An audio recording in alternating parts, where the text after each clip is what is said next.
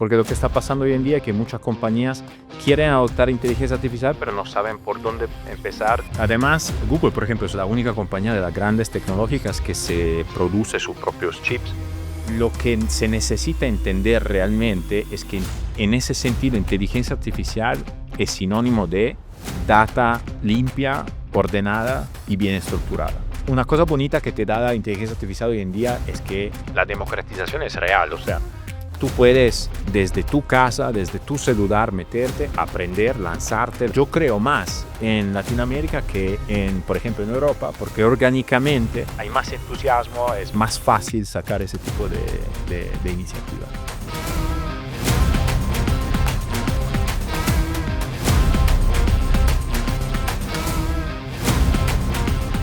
Esto es Evoluciona con LinkedIn, un podcast hecho para visionarios que escuchan voces con experiencia. Hola a todos, bienvenidos a Evoluciona con LinkedIn, el podcast donde conectamos con quien está transformando el presente y construyendo el futuro digital.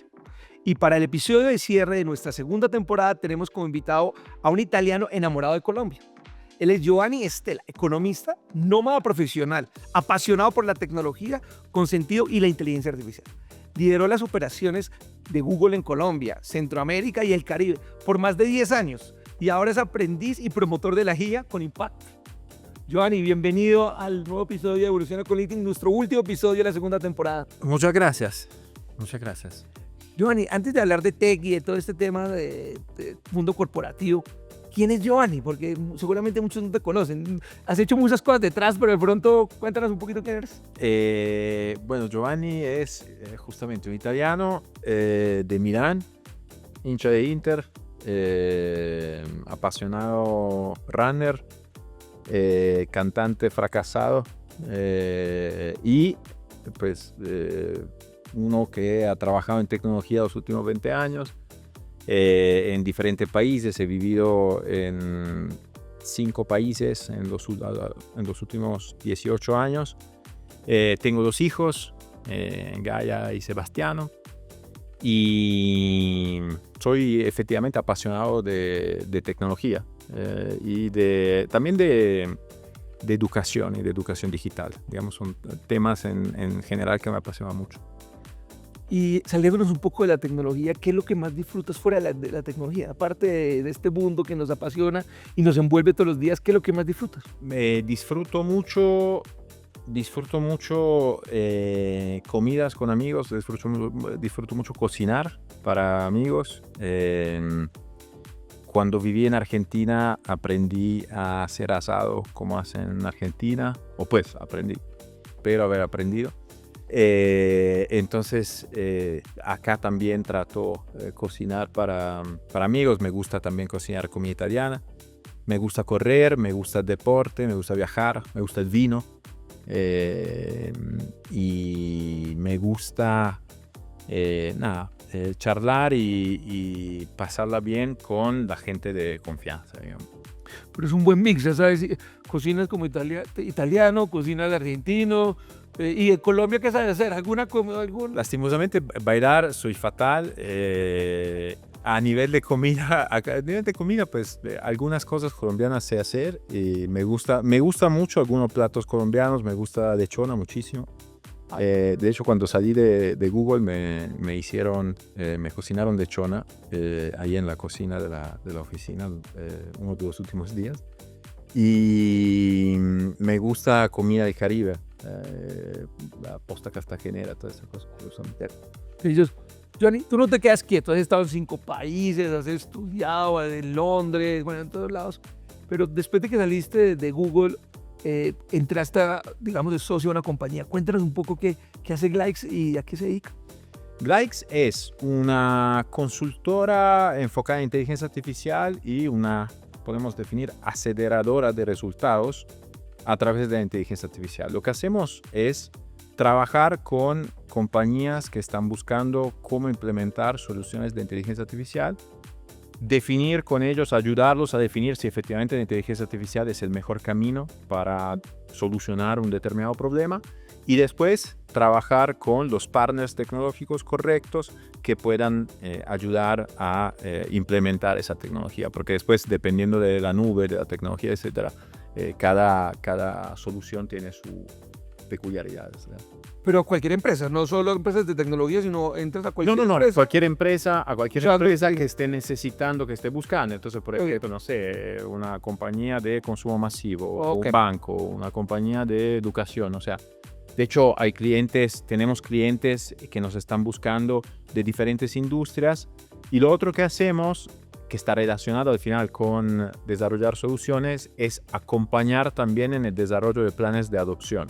Porque lo que está pasando hoy en día es que muchas compañías quieren adoptar inteligencia artificial, pero no saben por dónde empezar, qué tienen que hacer concretamente. Todos leen, ven, oyen sobre inteligencia artificial, pero después nos llaman y nos dicen, oye, ayúdame porque no sé qué hacer.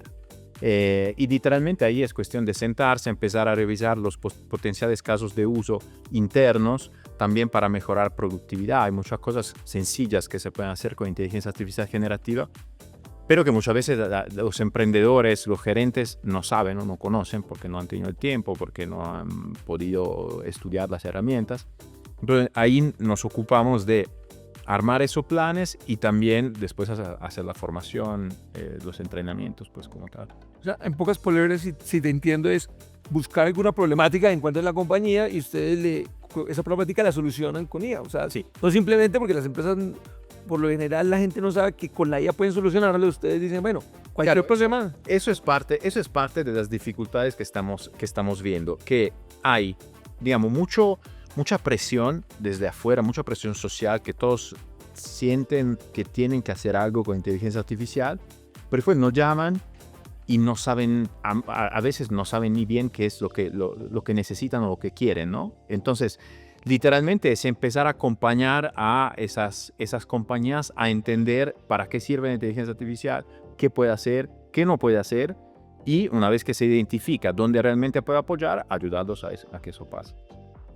Pero para uno identificar, digamos, la problemática y también la solución con IA, cuéntanos un poquito.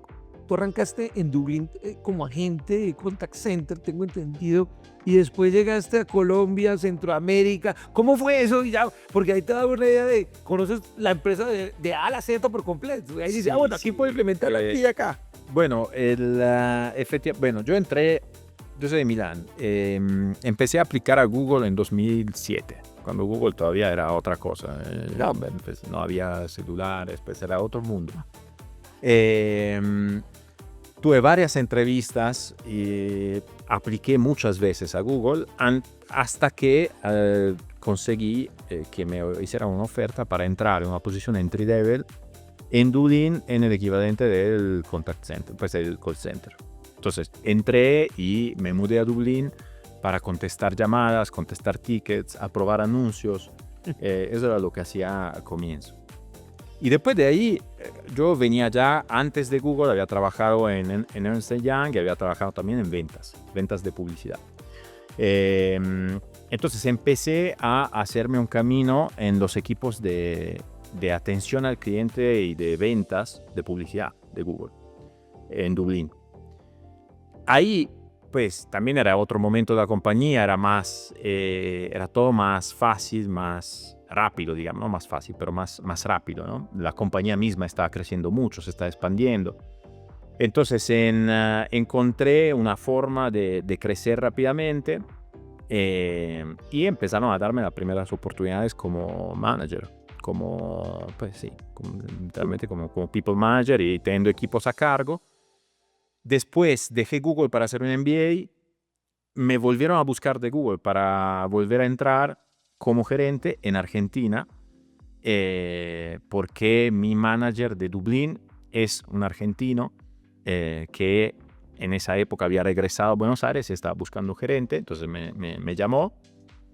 Yo me fui para Buenos Aires sin hablar español, de hecho hice las entrevistas con un español tremendo, y los primeros meses fueron durísimos, porque claro, o sea, yo llegué como gerente además, entonces la gente me miraba, yo no hablaba, no podía hablar, no sabía, entonces muchas veces simplemente me quedaba callado y me miraba y decía, pero esto qué, o sea, Pero bueno, aprendí rápido.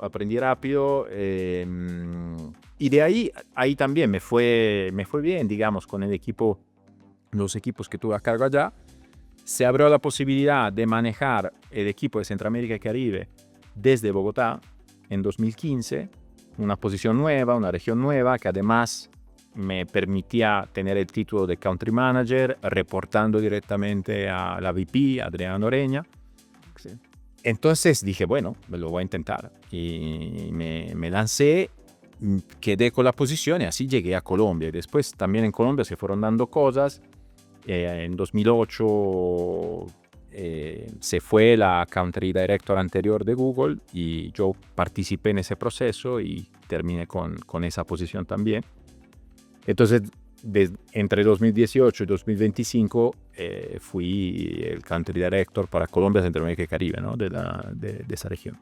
Oh, y una expansión de Google impresionante, porque eso fue una expansión en ese momento fuertísimo. Eso fue, sí, lo que pasa, a ver, lo más interesante es haber visto a Google crecer y cambiar, ¿no? A lo largo de todo ese camino. Han pasado muchísimas cosas. Cuando yo entré, en serio, Google era solo el buscador, básicamente. Y, no sé, Yahoo era un gigante frente a Google. Yo recuerdo que nosotros mirábamos a Yahoo como si fuese una compañía, no sé, Microsoft. Y fast forward, tú miras hoy en día qué es Google, y Google es un monstruo. Y además es un monstruo que ha sabido crecer generando diferentes negocios y diferentes productos. Entonces, eso también ha sido muy interesante, ver lo que ha pasado con el crecimiento de la división de Google Cloud no solo en Colombia, pues en todo el mundo. Porque Google históricamente ha sido una compañía que nace, la fuente de ingreso principal de Google históricamente ha sido la publicidad. Eso por mucho tiempo. Y era una cosa particular, muy única de Google y de Facebook, básicamente. Eran las únicas dos plataformas, ¿no? Los y en el tiempo se empieza a generar la oportunidad de crear la nube, ¿no? La oportunidad de la nube en general es mucho más grande que la oportunidad de solamente publicidad. Entonces Google decide empezar a apostar fuerte a eso. Y efectivamente hoy en día Google es una compañía que sigue generando muchos ingresos con publicidad, pero se ha vuelto una compañía que es mucho más, pues, tecnológica en todo sentido. O sea, Google está presente en todas literalmente en todo el stack tecnológico, hace todo Google de tecnología.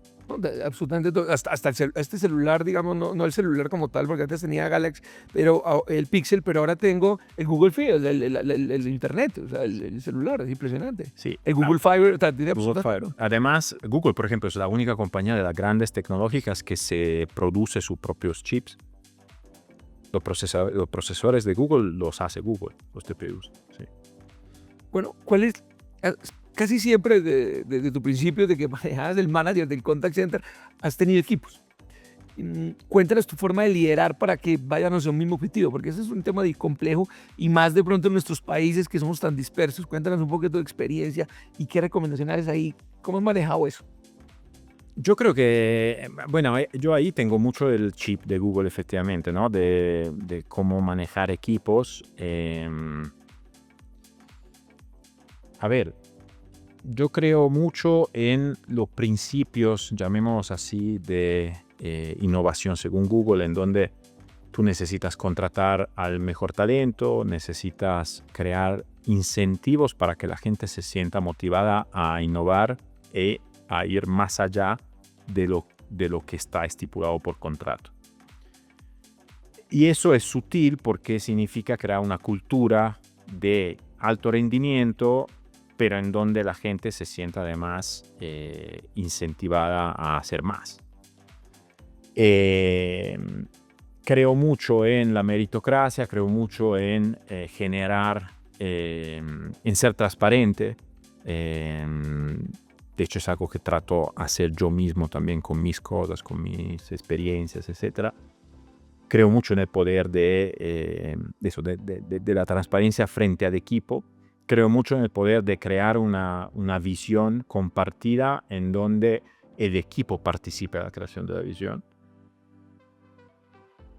Pero después creo mucho también en ser más estricto en, pues, si llegas o no a los números. Claro. O sea, claro, yo por ejemplo en eso, seguramente si tú hablas con gente que ha trabajado conmigo, ahí tendrás gente que me adora y gente que me detesta, porque yo puedo ser muy harto en la parte después de seguimiento sobre el resultado. Claro.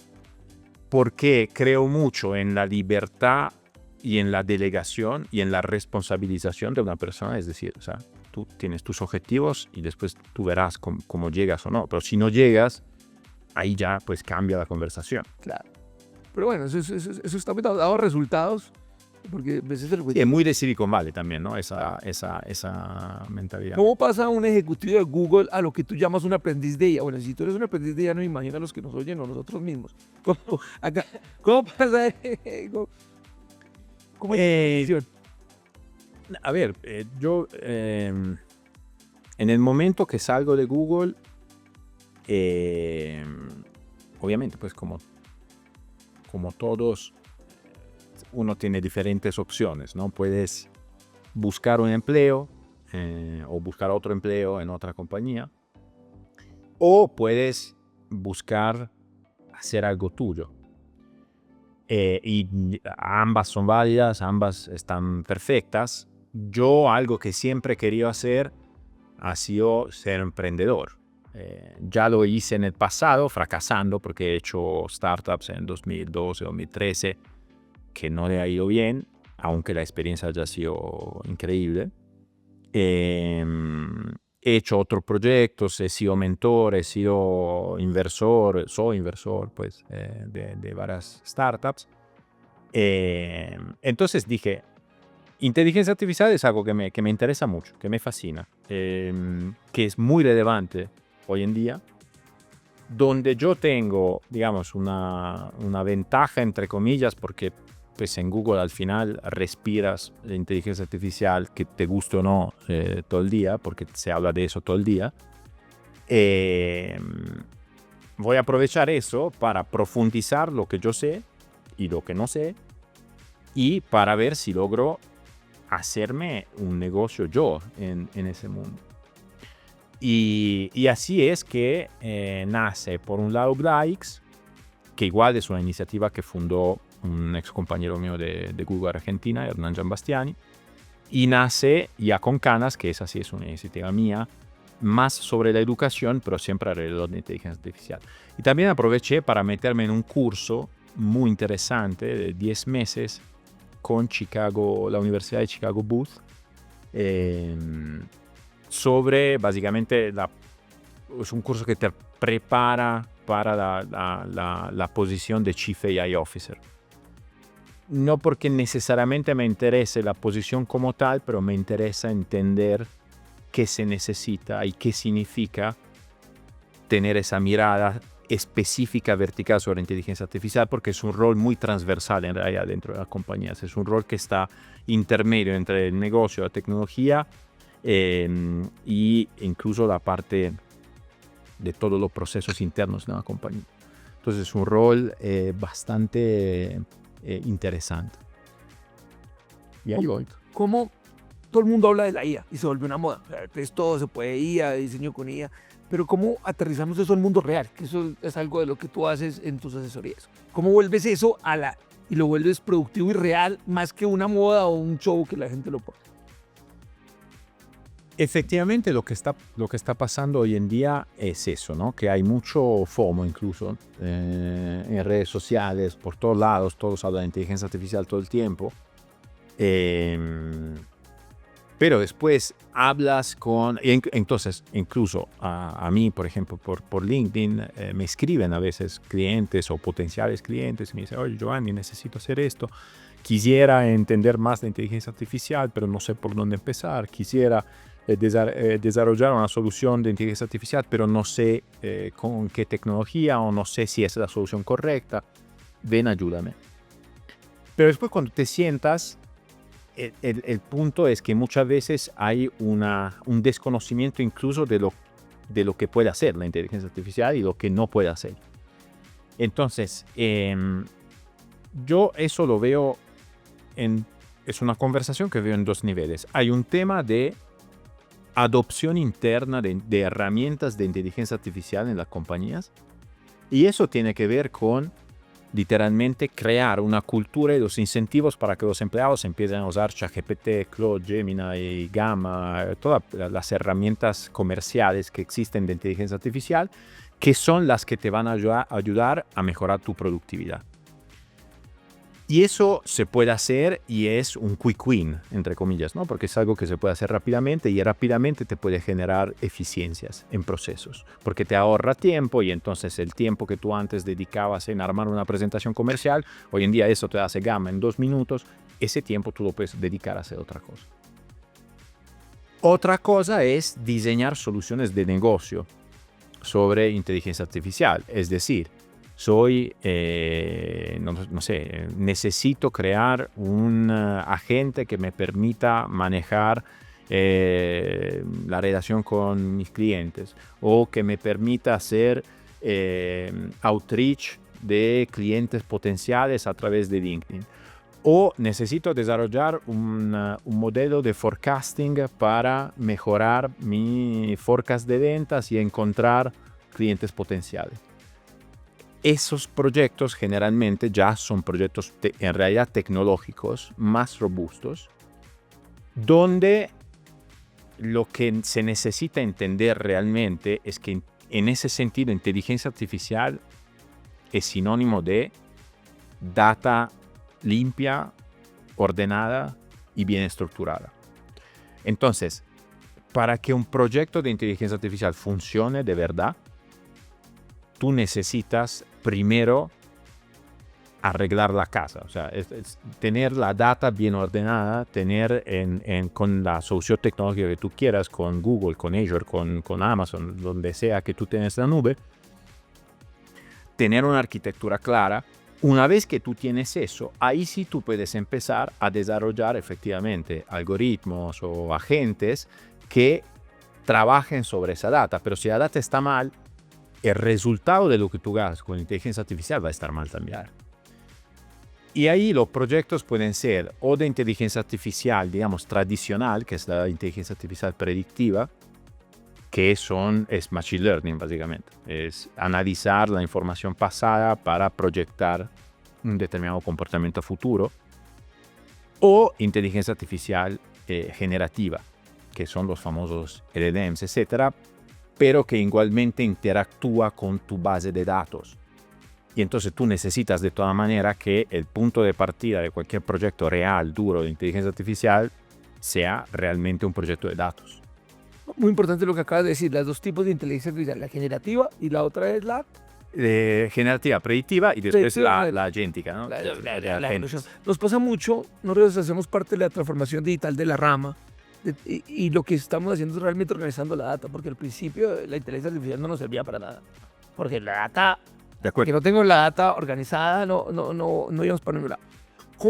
¿Cómo hace la gente, digamos, y te contacta? Pero cuando dices que te contactan por LinkedIn o por cualquier medio, ¿tienes como unos cursos o cómo llego? Estoy viendo, yo necesito que me asesore, necesito que me... ¿Cómo hace? ¿Cuál es el Bueno, de hecho, una cosa que yo estoy haciendo mucho en LinkedIn, que me sirve también a mí por marca personal y por pues, posicionarme yo mismo y ganar, digamos, autoridad, entre comillas, es compartir recursos gratuitos. Porque en realidad hay mucho de contenido hoy en día gratuito. Entonces, si quieres crear un agente, hay muchas herramientas que hoy en día te permiten gratuitamente de aprender y también empezar a construir los primeros agentes o automatizaciones.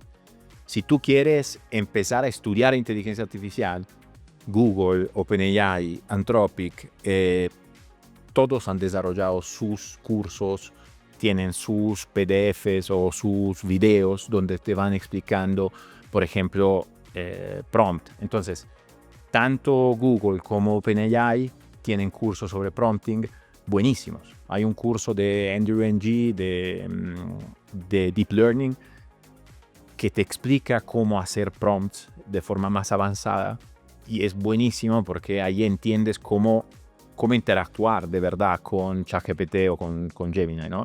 Porque realmente la diferencia, si uno tiene que mirar por dónde empezar con inteligencia artificial como persona, tiene que empezar por aprender a hacer prompts. Pues a hablar bien y pedirle información a Expliquémosle, mucha gente pues, no sabe qué es un prompt. O sea, cuéntale un poquito. Hay unos tecnológicos acá, otros no. El Pero prompt es tú entras a ChatGPT o a Gemini, tienes la ventana que te dice, bueno, ¿qué quieres hacer? Lo que tú escribes, ese es el prompt. Es la instrucción a el chatbot de hacer lo que tú quieres que haga. Entonces, hay muchas maneras de escribir un prompt. Tú puedes entrar a Gemini y decirle, no sé, ayúdame a escribir un correo. Y probablemente, seguramente te va a dar una respuesta, pero va a ser una respuesta genérica, una respuesta, quién sabe, ¿no? Pues, o le puedes decir, ayúdame a contestar a un correo escribiendo un correo que tenga un tono tal, que hable de tanta cosa, que no hable de esa otra cosa. Ahí, pues, te va a crear y te va a generar un resultado que seguramente es mucho más preciso, mucho más específico y interesante, ¿no? Respecto a el primero. Entonces, hay diferentes técnicas que tú puedes dar esas instrucciones. Tú a Gemini le puedes pedir, por ejemplo, que te ayude a... una cosa interesante es tirar una idea. Le dices, dame una idea, ayúdame a estructurar una idea de negocio.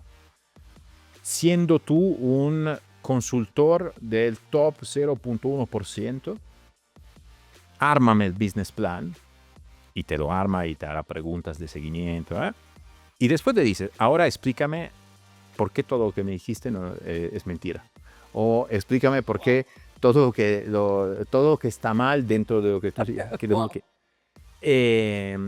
y así también tú puedes decirle, no sé, necesito hacer un focus group para lanzar un producto, necesito testear diferentes personas, entonces dame el punto de vista, no sé, de la señora, dame el punto de vista del joven especialista en otro tema. Y así te va dando, efectivamente, te ayuda a pensar con más claridad, ¿no?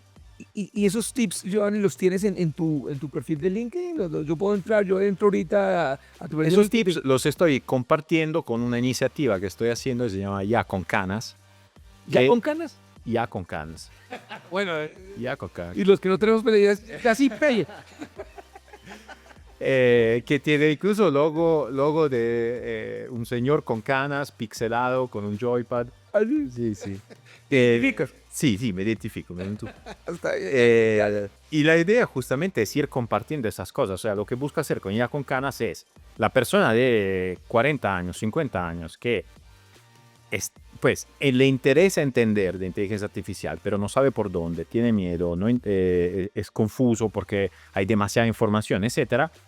Yo te ayudo básicamente a hacerte un roadmap y te voy dando cada semana unos tips, unas cosas muy prácticas, explicadas de manera sencilla, porque eso también es importante, porque muchas veces uno se pierde en la tecnología porque son conceptos que pueden volverse muy técnicos, muy complicados.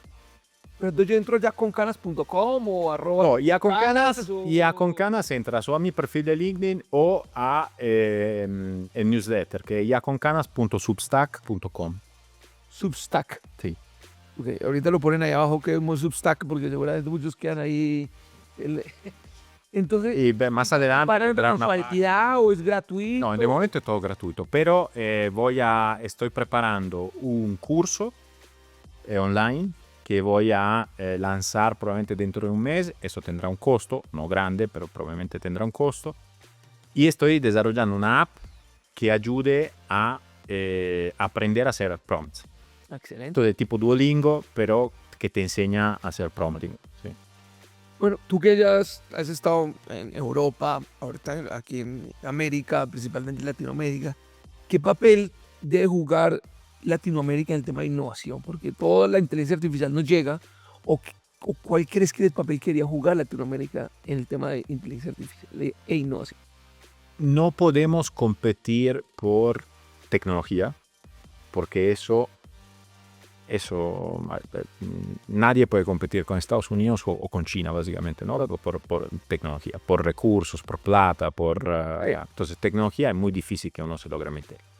Europa, por ejemplo, con todo el recurso que tiene Europa tiene un Large Language Model que es Mistral, que es francés. Es la única compañía que está medio logrando hacer algo significativo a nivel de plataformas de inteligencia artificial. Pero esa es una competencia muy dura. Entonces, no es por tecnología, pero sí puede ser por talento, por ideas. Entonces, hay muchos emprendedores que tienen ganas, que tienen buenas ideas, que no tienen miedo de fracasar o de lanzar productos. Hay mucho. Una cosa bonita que te da la inteligencia artificial hoy en día es que la democratización es real. O sea, tú puedes desde tu casa, desde tu celular, meterte, aprender, lanzar proyectos, meterte a Lovable y decir, oye, créame una landing page o créame una app para tal cosa. Y vas testeando y vas aprendiendo, y lo puede hacer cualquiera de nosotros. Entonces hay muchos jóvenes en la región que están aprovechando eso. Entonces yo creo que hay todo el potencial y de hecho a nivel de startups y a nivel de empresas hay unos casos maravillosos, yo creo, tanto en Colombia como en la región de compañías que están creciendo a punta de inteligencia artificial y de ideas de gente muy joven. Lo que se necesita es seguir fortaleciendo y creando las condiciones para que esos jóvenes efectivamente puedan seguir, ¿no? Teniendo acceso a esas tecnologías y tengan algún tipo de incentivo, o por lo menos que se le trate de reducir las barreras para lanzar una empresa, para lanzar una compañía. Pero acá yo ahora, por ejemplo, en 10 días, en 15 días, será la semana de Colombia Tech Week, que a mí me parece una iniciativa maravillosa de un grupo fundamentalmente de emprendedores colombianos que dijeron cómo vamos a poner a Colombia en el mapa y literalmente a punta de ideas, contactos y ser creativos han logrado armar una cosa muy bonita. Eso es lo que pasa, yo creo, más en Latinoamérica que por ejemplo, en Europa, porque orgánicamente hay más entusiasmo, es más fácil sacar ese tipo de iniciativas. Wow, interesante eso. Que digas que en Latinoamérica hay más entusiasmo que en Europa. Importante eso. Yo creo que es una de las diferencias principales. O sea, en Europa tal vez hay más recursos, pero también hay mucho más regulamentación, hay muchas más trabas también para hacer cosas en Europa. En LATAM, en ese sentido, hay más oportunidades. Obviamente que después hay algunos problemas de infraestructura, etcétera, pues, que son significativos, pero también hay una capacidad, por esa misma razón, de los emprendedores latinoamericanos de buscar soluciones, ¿no? De buscar soluciones a problemas que son más complicados en realidad. Entonces, uno de lo que te acaba de contar es aprovechar la tecnología y aprender cada vez más, entrar allá con canas. Aquí te tiene una señorita, le puedes ahorrar unos añitos ahí a los jóvenes para que no les dejen tan rápido las canas, sino que puedan esperar un ratico el tema. Pero a mí siempre, ya para ir cerrando, siempre me gusta, si te devuelves a Giovanni de hace unos 25 años que estabas ahí arrancando, ¿qué consejo le das a esos jóvenes que están ahí arrancando? Y dices, buenísimo. ¿Qué se podría saltar allá? Cuéntale un poquito de ese consejo. A ver, una cosa que yo hice bien, voy a decir una cosa que hice bien y una cosa que hice mal. Lo que hice bien es abrirme al mundo y pensar con cabeza global, pues internacional. Lanzarme. Y en eso a mí Google me ha ayudado mucho, porque Google es una compañía que te facilita mucho eso. Pero mi vida ha cambiado significativamente en el momento en el que me he abierto a salir de Milán o salir de Italia solamente. algo que hice mal o que de todas maneras pudiendo devolverme haría diferente es aprender a escribir código. Eso yo nunca lo hice bien, pues he tomado cursitos, algo sé hacer, etcétera, pero creo que le metería mucho más foco y le dedicaría mucho más tiempo, porque creo que sabiendo escribir bien código de verdad, uno con buenas ideas hoy en día puede ser imparable, literalmente. Y hay un mito que la gente piensa que hacer código es una cosa de rocket science. O sea, la gente piensa, eso es un mito que cuando tú le dices a cualquier persona, no, haga código, no, eso ya es para superdotados. No, es un mito, la verdad. Además, te enseña una forma muy bonita de estructurar las cosas. En realidad, lo que te exige escribir código es estructura y rigor, ¿no? Mental también, porque tienes que ser muy preciso todo el tiempo y muy estructurado en la forma que escribes. Pero realmente, sí, obviamente, pues si quieres ser Bill Gates hay uno, pero hay mucha gente que puede aprender a escribir código tranquilo, normal, y lograr sacar productos interesantes, o por lo menos lograr tener el entendimiento de fondo que te permite después estar en conversaciones más técnicas, que no es que porque son más técnicas entonces uno que no es técnico no se puede meter, pero te permite tener un entendimiento más profundo de cómo funciona realmente un producto. Y yo creo que en el momento que tú quieres crear un producto, si tú tienes también el entendimiento de cómo funcionan las entrañas, pues es mucho más fácil que tú lo puedas entender, mejorar, expandir, escalar, crecer, vender. Entonces, uno de los mensajes es, uno, visión de mundo, crearse, abrirse, y hoy con la tecnología es mucho más sencillo que seguramente hace 25 años.